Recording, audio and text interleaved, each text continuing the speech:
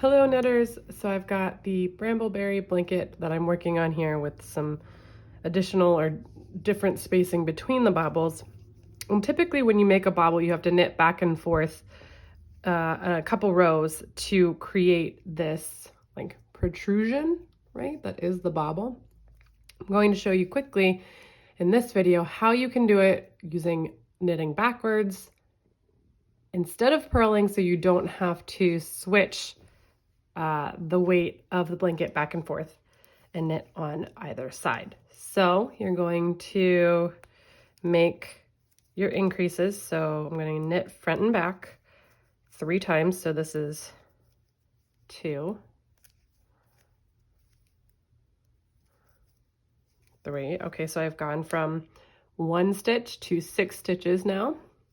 Now the first row of this bobble is to purl across, right? So typically you would turn your work around, slip the first purlwise, and then purl all the way across this row. But instead, I'm going to use knitting backwards. Let me make sure I'm in the center of the frame here so you can see what I'm doing. So what I'm going to do is I'm going to slip the first stitch, right? Okay. And then insert my needle from front to back. So the left-hand needle, right? That's the one I'm working with now. From front to back, wrap my yarn around, and then transfer the stitch. Okay, so let's show you again. There's 5 here. So we're gonna go take the left needle from the front through the back, take my working yarn, wrap it around, and make the stitch.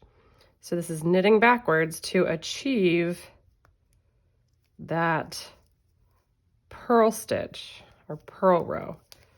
Okay, so I've got the first row of my bobble worked, or pom-pom, whatever you want to call them. So now slip that first stitch and I'm going to work back across in a knit row. So just knitting 5 stitches as normal. Now this one's a little bit trickier, okay? So this is you're going to purl 2 together 3 times to start decreasing and shaping the bobble. So we'll slip 1, slip 2, and then insert the right hand needle so that I'm set up for this knit back, reverse knit stitch or purl that I'm working backwards. Wrap my working yarn around and knit them together. So we'll do it again here. You can probably work both, your needle through both of your stitches. Oh, there it goes.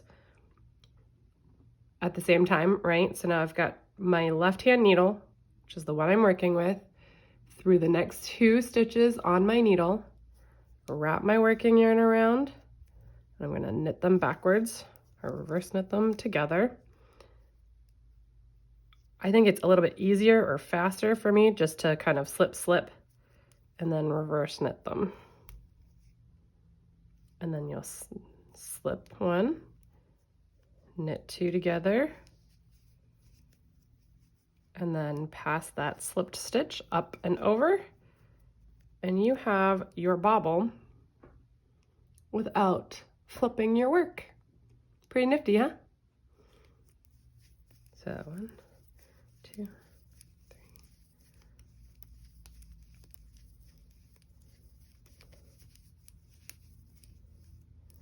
Let me get to that next bobble really quickly, right?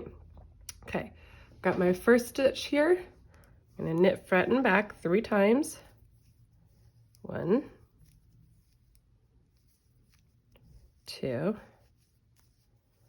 and 3. Again, typically this is where I flip my work around to purl it. Slip my first stitch, and then I'm gonna start knitting backwards. Okay, just like that. Slip my first stitch, knit, and then I'm gonna do my purl togethers. Oh, Murphy.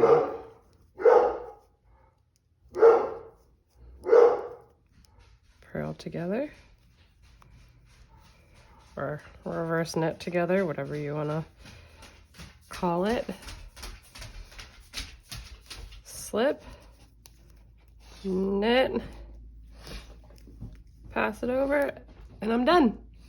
So this is a much faster way, once you kind of finagle it a few times and get the hang of it, it's a much faster way to do the bobble. And with a blanket that is this 3-dimensional and has this many bobbles, it's a really nice way to take some of the pressure off your arms and just get it faster.